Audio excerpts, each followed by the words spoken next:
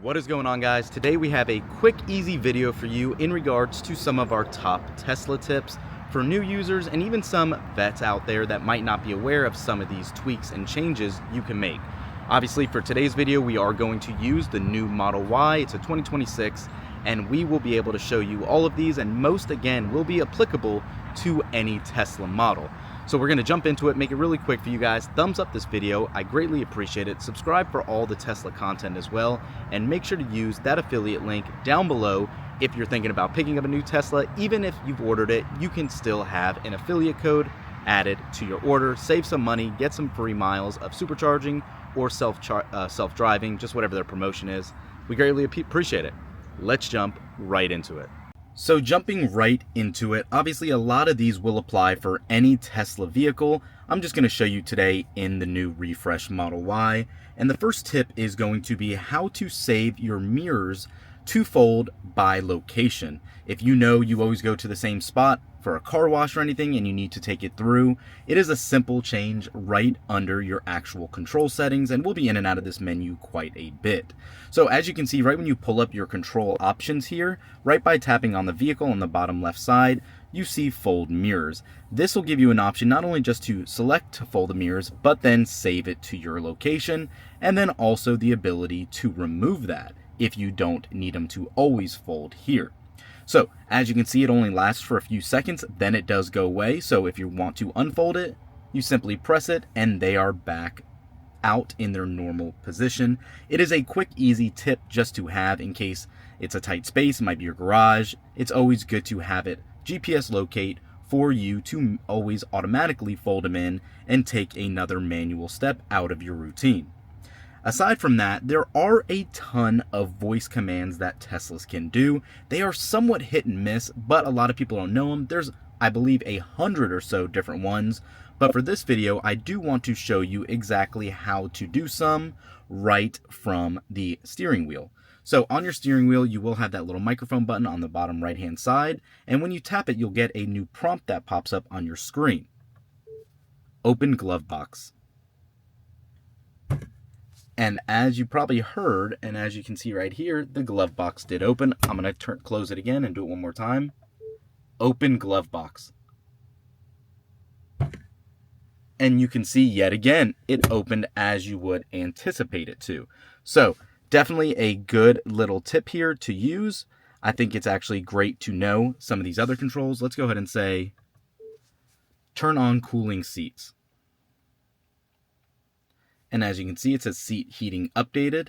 I'm not sure why it says heating. We definitely don't want heated seats here, but turn on cool seats. And now you can see seat cooling has been updated. It is somewhat finicky as far as what voice controls do what. I do feel it's starting now. I'm going to turn it back off. Turn off seat cooling. And just like that, it is updated yet again. So definitely interesting, definitely pretty cool. Oops, sorry, let me go ahead and actually just refocus for you guys. And then another one is going to be somewhat very regularly used, at least for me personally, and that's auto shift. Auto shift is something they have actually added a little while ago. It is going to be under your settings and in dynamics. With this, there's a couple of different options where you can have it completely off, just out of park, or completely on. If you do have it only out of park, what this does is actually assist you with automatically anticipating if you want to go into forward and reverse from parking. So if I was to go ahead and put the seatbelt on right now, and you can see right here, let me clear this out. When I tap on the brake, you can see this little symbol here and it says tap to drive, because it actually knows that behind me, I can't go anywhere. So that is very cool. And then again, when you tap drive, you are automatically in drive, ready to go. So that is just what this one option does. If you go back into dynamics and scroll down, if you turn this on altogether, it is letting you know it is in beta. It doesn't always accurately reflect which way you want to go. I've had that personally happen. So you definitely want to make sure you are aware of your surroundings. But what this does actually when it's enabled is it will let you almost reverse back and forth into different positions while you're actually in drive. It is very nice to see. It works very well. Again, not perfect, but it is good to have. Another one is really just user specific if you're interested. In the theater, one of these kind of questionable removals for some dispute is the missing aspect of Disney Plus. You can see currently it is not here in my Tesla theater. It is actually a super easy fix to get back in. So if you actually go to your browser by clicking on your three dots to see all of your available apps, and you look for the browser, which could be anywhere here. For me, it's right here. And if you open this up and navigate to Disney Plus, so just disneyplus.com, you can see it actually did launch the app. So now you never have to do that again, and I'll wait for it to load up for a second. But when this is done, now all you need to do is actually open your theater back up, and what do you know? It is actually right there yet again. Pretty cool, neat little thing if you are a Disney Plus subscriber or like to watch the content. That is a way to bring it back to your vehicle directly. The next one is going to be changes in Toybox. So Toybox does get updated from time to time. Tron is the most recent update here. If you want to change your whole UI, you can utilize something like that. But more so interesting is if you actually, say, get your vehicle wrapped and it's not a stock wrap to match the color of your vehicle, you can go to the colorizer, hit customize, and then actually toggle between solid color paint options, as you can see on the screen, metallic ones that give it obviously a little more shine and gloss, or a matte look that is a flat profile of color. So say you got your car wrapped in a matte blue wrap, you can kind of tweak, go to blue, and find that exact colorway you might like, and you can set it, and that is now going to be the color of your vehicle. What's really cool about this is not only does it update in vehicle, but it will update in the app as well. Also, if you do choose between changing your vehicle and customizing it regularly, you have a plus button here where you can actually save that loadout, so you can just simply toggle back between whichever ones you want. Pretty neat. I actually do like it. But for this case, I am just going to, actually I'll leave it for now, just like that. Another time you'll probably want to be in here is to show off light show.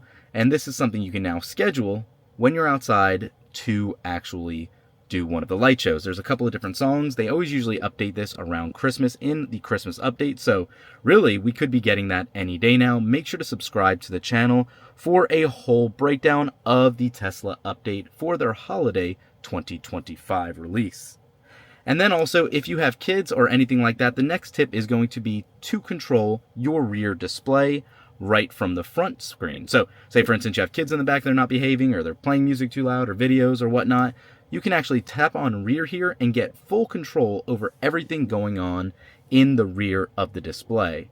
So if they have, music playing they're messing with, you can actually easily edit that. You can make sure you can get a loadout on Netflix if you want to play something for them. Same with Toybox and all of that for their games, and any settings. If you need to connect a Bluetooth headphone or controller, you can do that from the front instead of having to use the rear back screen as well. Very useful. And then obviously you do have that option to straight up lock it to ensure no one else is touching it. I think these are definitely useful tips here to have. And then something else, there is a ton of sources now for music in Teslas. If you actually click on the volume icon and then the little equalizer looking thing, you can actually scroll down here and see all of the sources you can select for audio. And if you know for sure you don't have Tidal, or you'll never use karaoke, or say for instance you don't use Audible or any of these that I already have turned off, Amazon Music, let's turn off Sirius even, you can straight up turn those off, and now they will declutter your menu right here, so you don't have to scroll through all of these other ones. So let's go ahead and open Tidal. Let's put Live One back in, karaoke, Spotify, and you can see, you could see already all of the extra icons here for Tidal, karaoke, TuneIn, YouTube Music, Apple Music, Live One, Spotify.